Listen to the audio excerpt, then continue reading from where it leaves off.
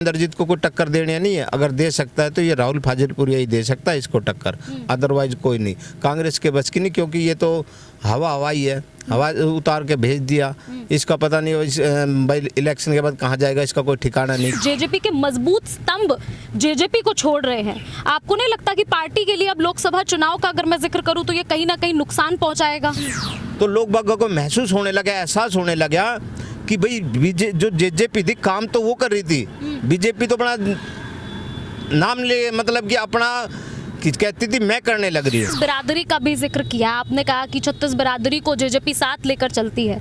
अमूमन ये भी देखा गया है कि जब जेजेपी का जिक्र होता है तो जाटों की पार्टी इस जेजेपी को कहा जाता है। ऐसे में 36 बिरादरी को लेकर चलने की बात कह रहे हैं आप। उनकी उम्र अमूमन लगा ले 65-70 साल के करीब तो हो ही ली, तो उनका तो भविष्य अब हो ही लिया खत्म, अब उनका टाइम भी नहीं है। तो जननायक जनता पार्टी ने कैंडिडेट उतारा है, उसको राहुल फाजिलपुरिया एक ईमानदार है, कर्मठ और लाखों दिल युवा दिलों की धड़कन है। लोग चाहते कि ये आगे आए।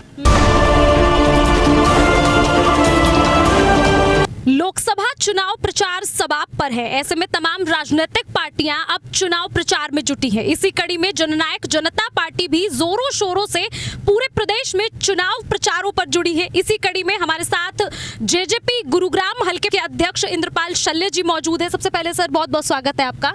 धन्यवाद गुंजन जी, आपके चैनल को और आपको मैं धन्यवाद करता हूँ कि आप लोग जननायक जनता पार्टी की आवाज़ उठाते रहते हैं समय समय पर। सर लोकसभा चुनाव है, जेजेपी का अगर हम जिक्र करें तो जेजेपी इस लोकसभा चुनाव में कहाँ है? अगर आप जननायक जनता पार्टी का जिक्र करते हैं तो वास्तव में तो ये है, ये सबसे पहले तो ताऊ देवीलाल की विरासत है ये, जो हमारे भाई दुष्यंत चौटाला जी इसको आगे लेकर जा रहे हैं। क्योंकि आपने देखा होगा इंडियन नेशनल लोकदल में जब अनदेखी की जा रही थी लोगों की, तब लोगों की आवाज़ के ऊपर जननायक जनता पार्टी का गठन हुआ। तो उसी को आगे बढ़ाते हुए ताऊ देवीलाल की विरासत को, ताऊ देवीलाल के विचारों और ताऊ देवीलाल की जो सोच थी उसको आगे बढ़ाने के लिए भाई दुष्यंत चौटाला ने जननायक जनता पार्टी का गठन किया और लोगों के बीच में उनकी मांगों को रखा। और उनकी एक ही सोच है, किसी तरह मेरे प्रदेश का विकास हो। और आज के समय जो जननायक जनता पार्टी ने अपना कैंडिडेट उतारा है वो बहुत सूझबूझ से उतारा है। क्योंकि आप लोगों ने देखा होगा कि पहले में ये अपना इंद्रजीत राव साहब है जी, इंद्रजीत जी, उसकी टक्कर में कोई नहीं था। 5 साल ये रह चुका है, ठीक है ना, 20 साल से इसी का राज है, लेकिन इसकी टक्कर में कोई रहा नहीं आज तक। तो अब जो जननायक जनता पार्टी ने कैंडिडेट उतारा है उसको राहुल फाजिलपुरिया एक ईमानदार है, कर्मठ और लाखों दिल युवा दिलों की धड़कन है। लोग चाहते कि ये आगे आए, क्योंकि युवा है, सबसे बड़ी बात तो युवा है। हर कोई चाहता है भी युवा हो, काम करना चाहता है, जुनून है, काम करने की इच्छा है इसकी, और लंबी रेस का है, कह सकते हो भी 40-50 साल तक चलेगा। जो अब जो इसके सामने कैंडिडेट है राव इंद्रजीत जी है, ये तो बीजेपी के हो गए। एक अपना कांग्रेस का आया राज बब्बर जी, तो उनकी उम्र अमूमन लगा ले 65-70 साल के करीब तो हो ही ली, तो उनका तो भविष्य अब हो ही लिया खत्म, अब उनका टाइम भी नहीं है। ये तो 1-2 साल 2-4 साल और कर लें ज़्यादा से ज़्यादा। लेकिन लोग बागों से मैं विश्वास दिलाना चाहता हूँ जो अपना राहुल फाजिलपुरिया है, अगर मैं सबसे पहले तो अपनी पार्टी का राष्ट्रीय अध्यक्ष अजय सिंह चौटाला जी का और अपने पूर्व डिप्टी सीएम दुष्यंत चौटाला जी का दिल की गहराइयों से और पार्टी के शीर्ष नेताओं का धन्यवाद करना चाहता हूं कि इन्होंने राहुल जैसे कैंडिडेट पर अपना फोकस लगाया और इसको उतारा। ये पूरी टक्कर देगा, क्योंकि ये जो है ना, ये बेल्ट राव साहबों की बेल्ट है, तकरीबन यहाँ राव साहबों का ज़्यादा वो है। तो राव साहबों की टक्कर के लिए इसको इंद्रजीत की टक्कर में उतारा है, क्योंकि राव साहबों की वोट ये लेगा।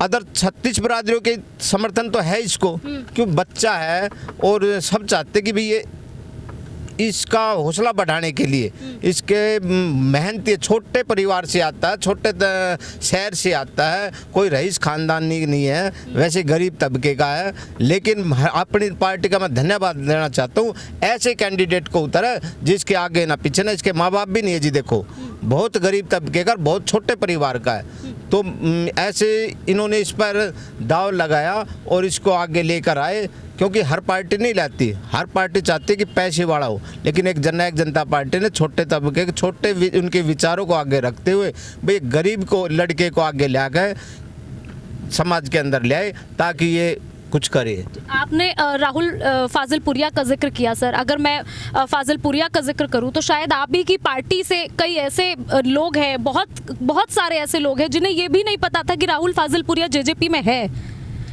देखो जी, ऐसे में राहुल फाजिलपुरिया को लाना कहां तक आपको लगता है कि जेजेपी को जीत दिला सकता है?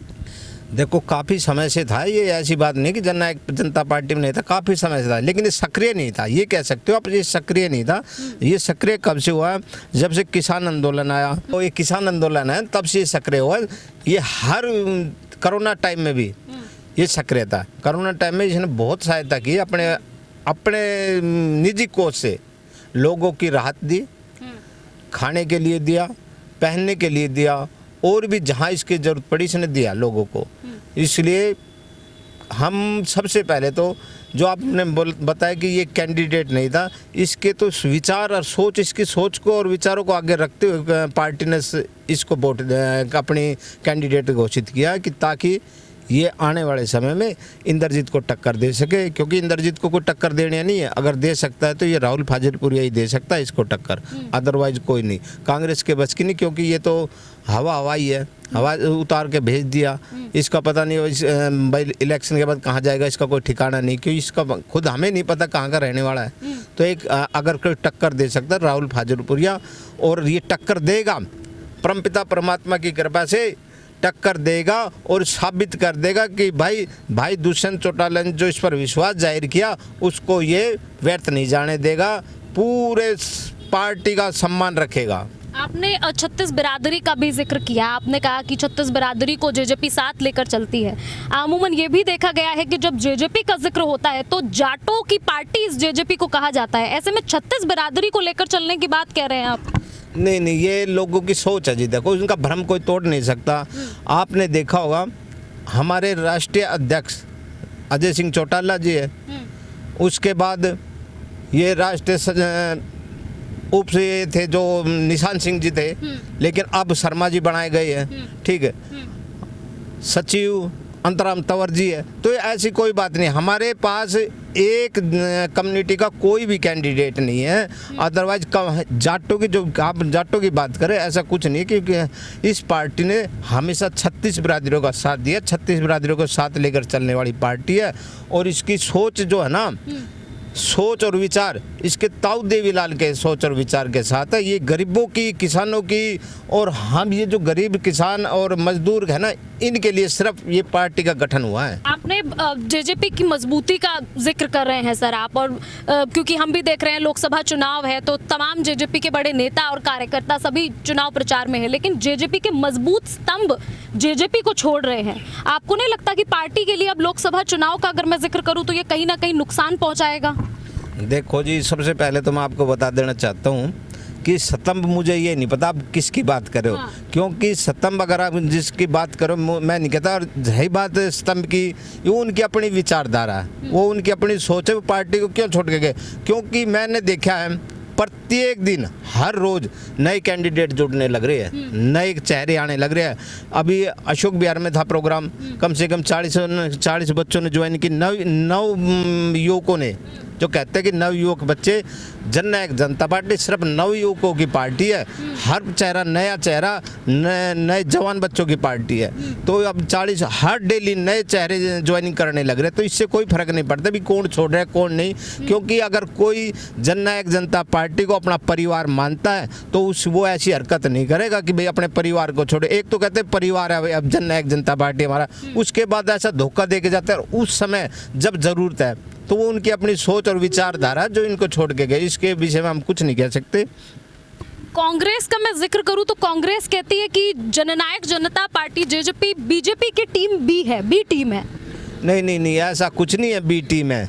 हम विचारधारा के साथ है। अपनी विचारधारा जो है ना, सिर्फ और सिर्फ ये है 36 बिरादरियों को साथ लेकर अपने क्षेत्र का विकास हो। अगर जो 36 बिरादरियों क्षेत्र के विकास की बात करेगा, गौ माता की बात करेगा, हम उसके साथ है। तो जननायक जनता पार्टी ऐसा कुछ नहीं है कि भाई वो बीजेपी के बी टीम है। अब आपने देखा होगा जननायक जनता पार्टी का जो इकट्ठा से हमारा हिस्सेदारी थी,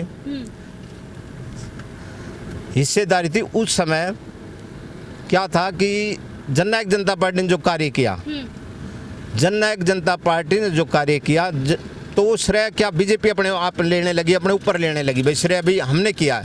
तो जैसे ही गठबंधन टूटा तो लोग बागों को महसूस होने लगा, एहसास होने लगा कि भाई जो जेजेपी थी काम तो वो कर रही थी, बीजेपी तो अपना नाम ले मतलब कि अपना कहती थी मैं करने लग रही हूँ। ठीक है, क्या ये कह सकते हो आप, इसका जो था काम की अपने ऊपर जिम्मेदारी लेती भी हमने किया काम। लेकिन हकीकत बात ये थी जननायक जनता पार्टी जो काम करने लग रही थी, अब जब से जननायक जनता पार्टी का गठबंधन टूटा, जननायक जनता पार्टी राज से अलग हुई, तब से आज तक आप देख रहे होंगे पूरे शहर का बुरा हाल है, किसानों का बुरा हाल है। अब तो किसान भी मानने लग गए भाई जब तक दुष्यंत था तो दुष्यंत ने काम किया, अभी स्वीकार करने लगे और भी स्वीकार करने लगे भाई दुष्यंत के कारण काम होते थे। लेकिन अब जब से इनका गठबंधन टूटा ना, तब से काम ठप है, कोई काम नहीं हो रहा है, चाहे वो किसी भी फील्ड में ले लो आप। 4 साल सत्ता में रहे सर, आप क्या किया 4 सालों में? यही तो मैं आपको बताने देना चाहता कह रहे हैं कि सबका क्रेडिट बीजेपी ने लिया। हाँ, यही तो मैं बता रहा हूँ, ये काम करने वाले जननायक जनता पार्टी थी। भाई दुष्यंत चौटाला के नेतृत्व में काम होते थे, लेकिन उसकी जिम्मेवारी ये ले लेती थी बीजेपी, कहती थी हमने लिया, हमने किया काम ये। तो उसका अपना जो ये क्रेडिट लेते थे ना, उसको अब महसूस करने लगे लोग बाग कि यार वास्तव में ये काम तो भाई दुष्यंत चौटाला जी ही करते, जननायक जनता पार्टी ही करती थी। क्योंकि चारों तरफ आप देख रहे होंगे, सीवर ले लो, रोड ले लो, पानी ले लो, कहीं गंद, पूरा गुरुग्राम जो साइबर सिटी के नाम से जाना जाता था, लेकिन आप देख रहे होंगे चारों तरफ गंद पड़ा है। आप रोड के चारों तरफ घूम ले, अब क्राइम के नाम से जाना जाता है गुरुग्राम। तो बड़ा दुख की बात होती है कि हमें जननायक जनता पार्टी को सिर्फ और सिर्फ बदनाम करने का काम किया गया है। हम बीजेपी में जो शामिल हुए थे सिर्फ इस बात पे हुए थे भी जनता को एक सताई सरकार मिल सके, इसलिए शामिल हुए थे। क्योंकि जनता ने बहुमत देकर सरकार बीजेपी या हमें जो कह दिए थे, हम चाहते थे कि भी कोई भी सरकार है वो सताई बढ़े। हमने धोखा नहीं दिया, ना बीजेपी को दिया ना जनता को दिया, हमने सिर्फ जनता के भलाई के लिए गठबंधन किया। अब जो धोखा हमारे साथ किया गया सिर्फ ये है कि हमारी जो पेंशन के बारे में जो हमारी शर्तों के ऊपर गठबंधन हुआ था, तो वो हमारी शर्त नहीं मानी। तो बड़ा दुख की बात है, बीजेपी ने हमारे साथ धोखा दिया। और जो अगर हमारी शर्त मान लेते तो ऐसी कोई ताकत नहीं थी हमें फिर से कोई नकार दे आने से, और लोग बाग हमें लाइक करते थे। सिर्फ इन्होंने हमें बदनाम करने की कोशिश की कि ये किसी तरह बदनाम हो जाए। क्योंकि भाई दुष्यंत चौटाला की दिन प्रतिदिन जनता में लोकप्रियता बढ़ने लग रही है, दिन प्रतिदिन बढ़ने लग रही है। सोचने वाली बात है, एक छोटी सी उम्र का, ठीक है जी, छोटी सी उम्र का, और इतने हरियाणा के अंदर जितने भी कैंडिडेट है, जितने भी सीएम कैंडिडेट है, सबसे छोटा उम्र का यही है। ठीक है, तो इसके क्या था कि लोकप्रियता घटाने के लिए भाई दुष्यंत चौटाला की किसी तरह लोकप्रियता घटे, समाज से जनता की आंखों से गिरे, तो इन्होंने इसके साथ दो चाल चलनी शुरू कर दी। और एंड वक्त पर जब इसके ज़रूरत थी भाई, क्योंकि हम पूरे समय साथ दिया बीजेपी का, हमने धोखा नहीं दिया। जब उम्मीद थी कि बीजेपी वालों ने पल्ला झाड़ लिया और धोखा देना शुरू कर दिया, तो हमने सोचा भी जब ये धोखा दे रहे तो अलग होना ही बेहतर समझा कि आगे जाकर छवि और खराब ना हो। गुड़गांव लोकसभा का अगर मैं जिक्र करूं, तो अगर गुड़गांव लोकसभा का मैं जिक्र कर रही हूं, तो गुड़गांव लोकसभा को लेकर जेजेपी क्या कुछ जहन में है? जेजेपी चाहती, गुड़गांव शहर की बात बताओ, सबसे पहले तो गुड़गांव को अगर साइबर सिटी का दर्जा दिया गया तो ये चौटाला परिवार ने दिया। ठीक है, यहाँ इंडस्ट्री ले गए, चौटाला परिवार ले गए, जितने भी पार्क बने हुए हैं सारे चौटाला परिवार की देन है। ठीक है ना, ताऊ देवीलाल के जितने भी पार्क हैं सब ताऊ देवीलाल के। तो हम ये चाहते हैं अगर जननायक जनता पार्टी आती है तो शहर का कायाकल्प करने के लिए जननायक जनता पार्टी का प्रत्येक कार्यकर्ता, प्रत्येक प्रतिनिधि जोर लगा देगा और शहर को वापस उसका दर्जा देगा साइबर सिटी का। देखिए हमारे साथ गुड़गांव जेजेपी के हल्का अध्यक्ष मौजूद थे, इंद्रपाल शल्य मौजूद थे हमारे साथ, और इन्होंने जेजेपी के जो विचार हैं, जेजेपी के जो काम है उन सबको गिनवाया। फिलहाल लोकसभा चुनाव जिस तरह नजदीक आ रहे हैं, तमाम पार्टियां अब अपना अपना दावा ठोक रही हैं। ऐसे में अब ये तो 4 जून को ही देखना होगा कि आखिर गुड़गांव लोकसभा की कमान जनता किसके हाथ में देती है। फिलहाल आपको ये वीडियो कैसी लगी कमेंट कर जरूर बताएं और चैनल को लाइक और सब्सक्राइब जरूर करें। नमस्कार, धन्यवाद।